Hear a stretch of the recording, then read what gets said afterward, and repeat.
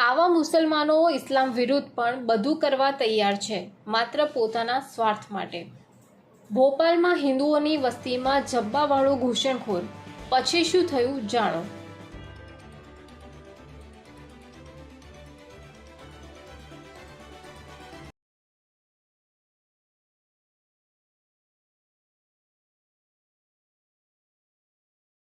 હિન્દુસ્તાનમાં હિન્દુઓ વગર મુસલમાનોનું અસ્તિત્વ રહી શકે ખરું?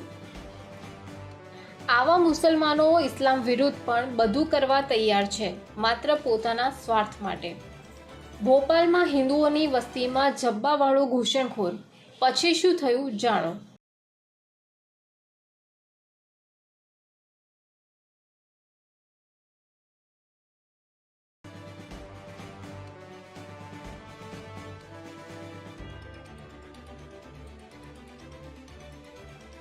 હિન્દુસ્તાનમાં હિન્દુઓ વગર મુસલમાનોનું અસ્તિત્વ રહી શકે ખરું?